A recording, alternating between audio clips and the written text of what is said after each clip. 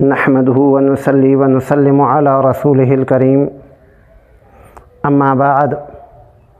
فاعوذ بالله من الشيطان الرجيم بسم الله الرحمن الرحيم محمد رسول الله والذين معه أشداء على الكفار رحماء بينهم تراهم ركعا سجدا يبتغون فضلا من الله ورضوانا صدق الله العظيم. وقال النبي صلى الله عليه وسلم الصحابة كلهم عدول أو كما قال عليه الصلاة والسلام.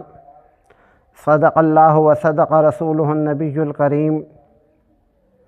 اللهم صل على محمد وعلى آل محمد كما صليت على إبراهيم وعلى آل إبراهيم إنك حميد مجيد. اللهم بارك على محمد وعلى آل محمد كما باركت على إبراهيم وعلى آل إبراهيم إنك حميد مجيد. انتہائی معزز واجب الاکرام سامعین اکرام، گزشتہ جمعۃ المبارک میں سیدنا علی المرتضیٰ رضی اللہ تعالی عنہ کے گھرانے کے افراد کا تذکرہ ہوا تھا. آج انشاءاللہ سیدنا علی المرتضیٰ رضی اللہ تعالی عنہ انہوں نے آپ صلی اللہ علیہ وآلہ وسلم کے ساتھ رہ کر جو اسلام کے لیے خدمات سر انجام دیں وہ بیان ہوں گی. حضرت علی المرتضیٰ رضی اللہ تعالی عنہ، آپ کا نام علی، والد کا نام عبد مناف ابو طالب اور دادا کا نام عبد المطلب تھا. آپ کی والدہ کا نام فاطمہ بنت اسد رضی اللہ تعالی عنہ تھا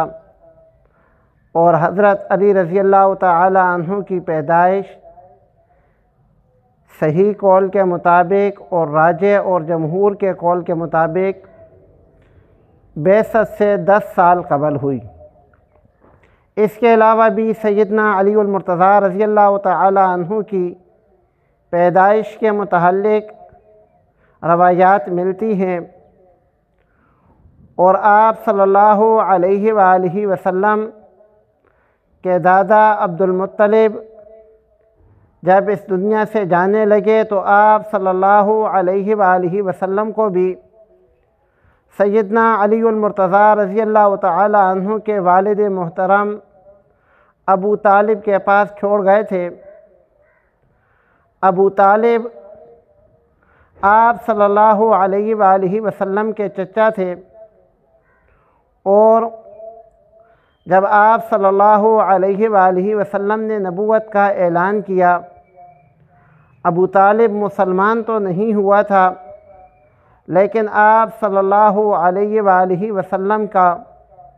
ہر موقع پر اور ہر جگہ پر ساتھ نبھایا. آپ صلی اللہ علیہ وآلہ وسلم نے جب اعلان نبوت کیا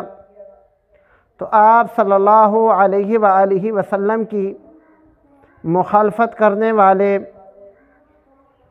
قریش مکہ آپ صلی اللہ علیہ وآلہ وسلم کو طرح طرح سے ستانے لگے. اس موقع پر بنو ہاشم اور بنو عبد المطلب آپ صلی اللہ علیہ وآلہ وسلم کے ساتھ رہے، یہاں تک کہ جب آپ صلی اللہ علیہ وآلہ وسلم کو شیب ابی طالب میں میسور کیا گیا تب بھی یہ بنو ہاشم اور بنو عبد المطلب آپ صلی اللہ علیہ وآلہ وسلم کے ساتھ رہے. اور جب یہ محصور ہونے کا عرصہ 3 سال کا ہو گیا، آپ صلی اللہ علیہ وآلہ وسلم پر اللہ رب العالمین نے وحی نازل فرمائی کہ اے میرے پیغمبر صلی اللہ علیہ وآلہ وسلم، آپ کے خلاف کفار مکہ نے مل کر جو ایک معاہدہ خانہ کعبہ پر لٹکایا تھا، میں نے اپنی مخلوق کو حکم دیا کہ وہ اس کو کھا لے، چنانچہ دیمک اس کو کھا چکی ہے۔ پاک پیغمبر صلی اللہ علیہ وآلہ وسلم نے ابو طالب کے پاس یہ پیغام بھجوایا۔ ابو طالب یہ پیغام لے کر کفار مکہ کے پاس گیا۔ کفار مکہ کہنے لگے کہ اگر آپ کی یہ بات سچ ہے تو ہم یہ معاشرہ ختم کرنے کے لیے تیار ہیں، اور اگر آپ کی یہ بات جھوٹی ہوئی تو آپ اپنے بھتیجے کا ساتھ چھوڑ دیں گے۔ چنانچہ جب معاہدے کو دیکھا گیا تو وہ معاہدہ دیمک کھا چکی تھی، وہاں پر کوئی چیز باقی نہیں تھی، صرف ایک اللہ کا نام باقی تھا۔ چنانچہ آپ صلی اللہ علیہ وآلہ وسلم کے جانثار ساتھی، ان کا محاصرہ ختم ہوا اور وہ باہر آ گئے۔ اس محاصرے کے اندر بھی ابو طالب نے آپ صلی اللہ علیہ وآلہ وسلم کا ساتھ دیا۔ ابو طالب 10 ہجری کو اس دنیا فانی سے کوچ کر گیا، اور آپ صلی اللہ علیہ وآلہ وسلم علی المرتضیٰ رضی اللہ تعالی عنہ کی والدہ فاطمہ بنت اسد کے زیر سایہ، فاطمہ بنت اسد کے ساتھ ان کی فرزندی کے اندر 20 سال تک رہے۔ پھر آپ رضی اللہ تعالی عنہ کی والدہ فاطمہ بنت اسد کا انتقال ہو گیا۔ آپ صلی اللہ علیہ وآلہ وسلم نے جب اعلان نبوت کیا تو اس اعلان نبوت کو بھی ماننے والے، اس اعلان نبوت کو بھی قبول کرنے والے جو صحابہ کرام تھے، ان میں سیدنا علی المرتضیٰ رضی اللہ تعالی عنہ کے گھرانہ کے افراد شامل تھے۔ یہاں تک کتب سیر کے اندر لکھا ہوا ہے کہ جب آپ صلی اللہ علیہ وآلہ وسلم نے دین حق کی دعوت دی، علی المرتضیٰ رضی اللہ تعالی عنہ مسلمان ہو گئے، اور ایک دفعہ آپ صلی اللہ علیہ وآلہ وسلم کے ساتھ اپنے گھر والوں سے چھپ کر عبادت کر رہے تھے، تو آپ کے والد ابو طالب نے ان کو دیکھ لیا۔ جب دیکھا تو پوچھا کہ آپ یہ کیا کر رہے ہو؟ آپ صلی اللہ علیہ وآلہ وسلم نے فرمایا کہ اے میرے چچا جان، اللہ رب العالمین نے مجھے نبوت عطا فرمائی ہے،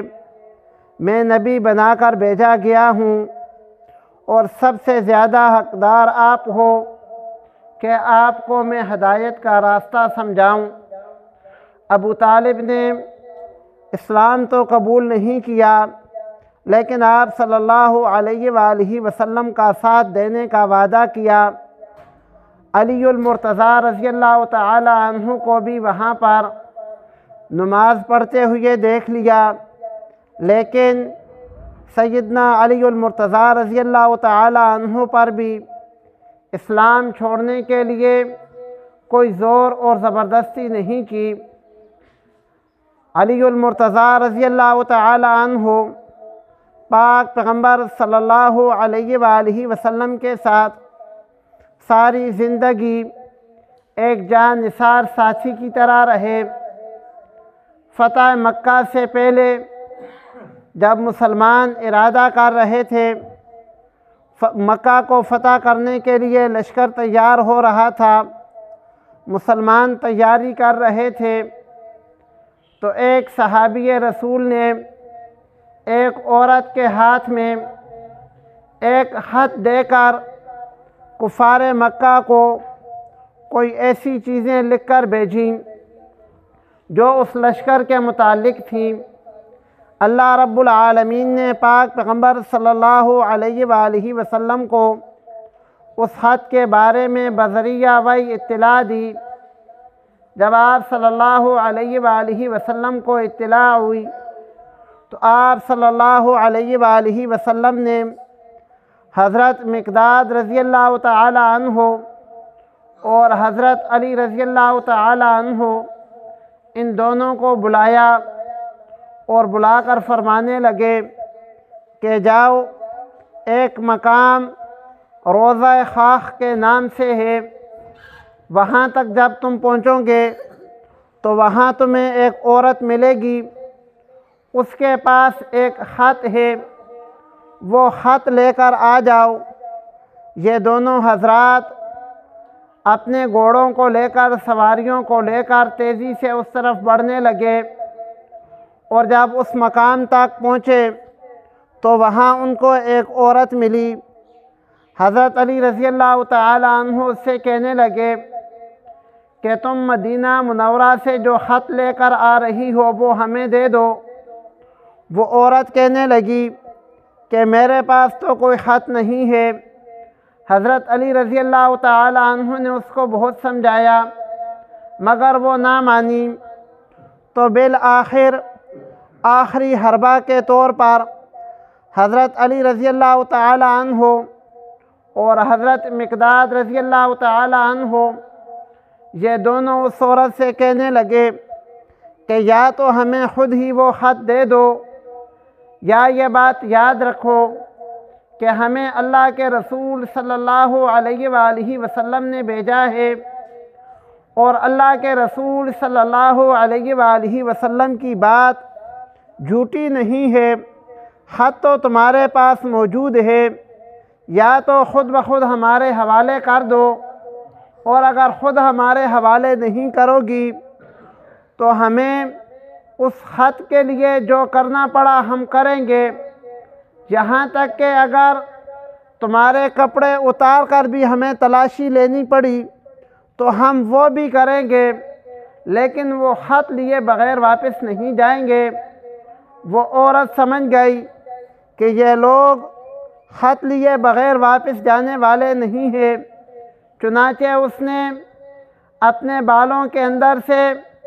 وہ کاغذ کا ٹکڑا، وہ خط نکال کر دے دیا۔ یہ حضرات وہ خط لے کر پاک پیغمبر صلی اللہ علیہ وآلہ وسلم کی خدمت میں حاضر ہوئے۔ آپ صلی اللہ علیہ وآلہ وسلم نے دیکھا تو اس خط کے اندر حاطب بن ابی طلحہ رضی اللہ تعالی عنہ کا نام تھا۔ آپ صلی اللہ علیہ وآلہ وسلم نے اپنے اس صحابی کو بلایا،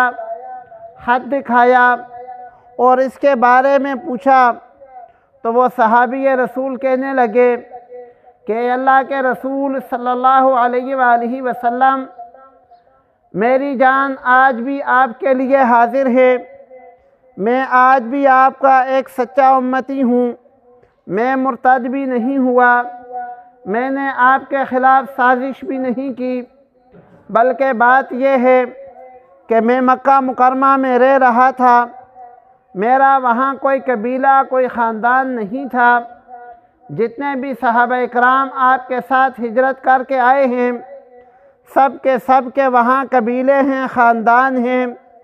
سب کے گھر والوں کی حفاظت ہو رہی ہے۔ کفار مکہ کسی کو بھی تکلیف پہنچانے سے پہلے سوچیں گے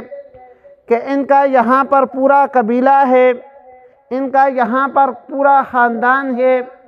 اے اللہ کے رسول صلی اللہ علیہ وآلہ وسلم، میرا وہاں کوئی قبیلہ نہیں تھا، کوئی خاندان نہیں تھا،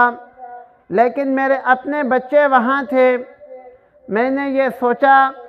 کہ میں یہ خط لکھ کر کفار قریش کے اوپر ایک احسان کروں گا، اور وہ اس احسان کے بدلے میں میرے گھر والوں کو کچھ نہیں کہیں گے، ان کے ساتھ اچھا سلوک کریں گے، صرف اپنے بچوں کی حفاظت کے لیے میں نے یہ خط لکھا تھا۔ آپ صلی اللہ علیہ وآلہ وسلم نے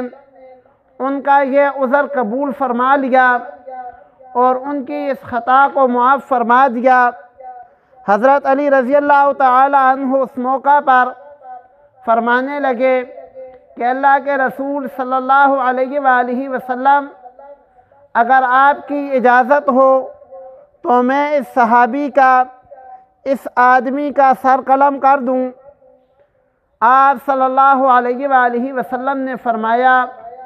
کہ اے علی، تم حاطب کو جانتے نہیں ہو، یہ بدری صحابی ہے، اور جو صحابہ غزوہ بدر کے اندر شریک ہوئے تھے، اللہ رب العالمین نے ان کو یہ اعزاز دیا ہے کہ وہ جو بھی کریں گے اللہ رب العالمین ان کی ہر خطا کو، ہر غلطی کو معاف فرمائیں گے۔ تو جب اللہ رب العالمین ان کی یہ غلطی کرنے سے پہلے ان کو معاف کر چکے ہیں، تو اس بدری صحابی کو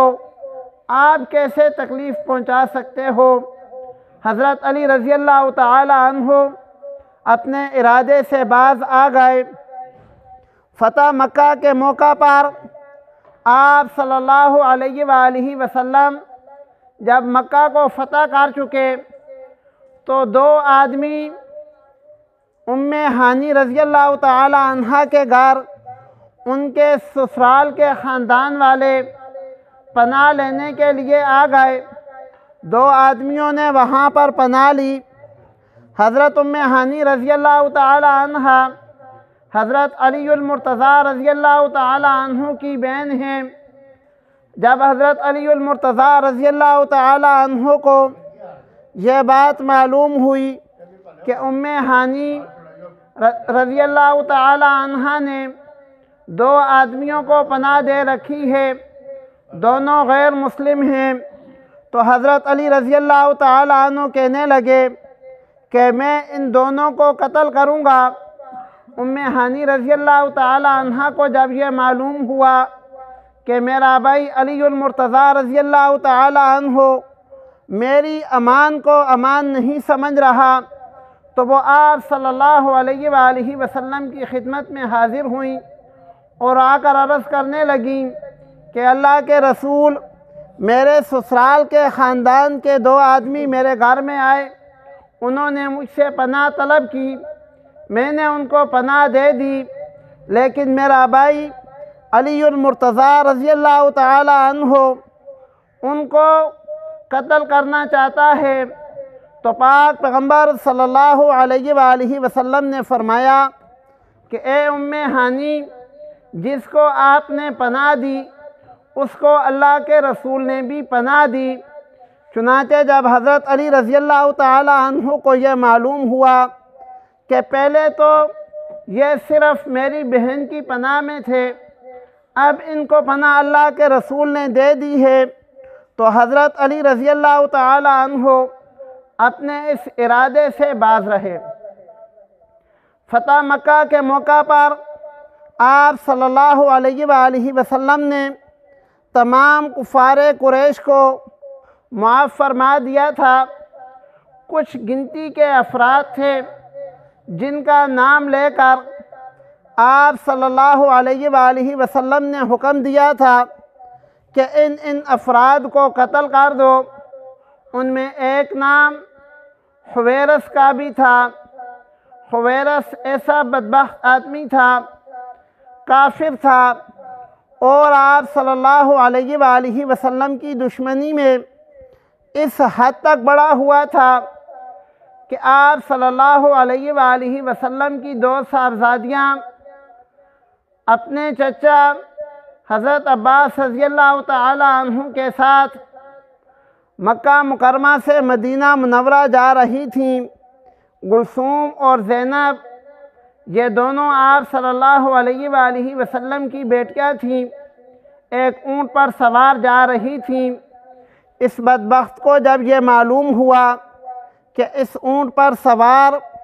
پاک پیغمبر صلی اللہ علیہ وآلہ وسلم کی بیٹیاں ہیں، تو یہ اللہ کے نبی کی عداوت کے اندر، دشمنی کے اندر اس حد تک اندھا ہو گیا کہ اس نے سوچا کہ ان کو نقصان پہنچایا جائے۔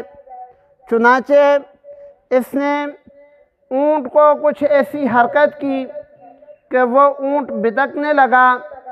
اور آپ صلی اللہ علیہ وآلہ وسلم کی دونوں صاحبزادیاں اونٹ سے نیچے گر کر زخمی ہو گئیں۔ یہ بدبخت آدمی آپ صلی اللہ علیہ وآلہ وسلم کے ساتھ نفرت میں اس حد تک گرا ہوا تھا۔ آپ صلی اللہ علیہ وآلہ وسلم نے فتح مکہ کے موقع پر اس حویرث نامی آدمی کا نام لے کر کہا تھا کہ اس کو کوئی پناہ نہیں ہے، یہ جہاں بھی ملے اس کو قتل کر دیا جائے۔ چنانچہ یہ حضرت علی رضی اللہ تعالی عنہ کے قبضے میں آ گیا۔ حضرت علی رضی اللہ تعالی عنہ نے اس کو قتل کر دیا تھا، اور حضرت علی رضی اللہ تعالی عنہ اس کے علاوہ بھی آپ صلی اللہ علیہ وآلہ وسلم کے ساتھ بہت سارے موقعوں پر موجود رہے۔ فتح خیبر کے موقع پر،